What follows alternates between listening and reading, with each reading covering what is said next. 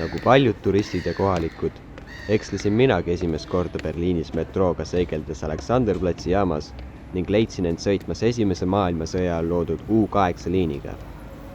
Peatuse siltidelt leidsin 1920. modernismi juurtega groteskse ilma seriifideta sildi, mis mulle kohe huvi pakkus. See oli naljakas, aga samal ajal sügavalt tõsine font. Mõned tähed näevad välja, nagu oleks neid lihvitud modernistniku innukusega. Näiteks T-täht on lihtsalt rist. Samas väike A-täht oli igas jaamas veidi erineva kujuga. Otsustasin käsitööna valminud vanade Saksa metroo viitade tähed digitaliseerida. Käisin metroos, pildistasin ja uurisin vanu silte. Otsisin arhiividest, kuidas ja kes need sildid on loonud. Kuna ingliskeelses erialakirjanduses pole saksa typograafia kohta pea sõnakeski, pidin hakkama saksa keeles lugema.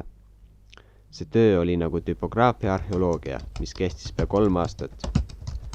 Font valmis lõplikult 2013. aastal. Tulemuseks oli varajase modernismi stiilis puhta disainiga fondipere, mis on laiemate tähtedega kui tavaline geomeetriline seriifideta font. U8 kirjatüüp hõlmab endast 14 erinevat stiili. Üks vanem saksa disainer ütles, et ta on seda kirja mitmes oma projektis proovinud, aga see on liiga vana. Järelikult trikk õnnestus.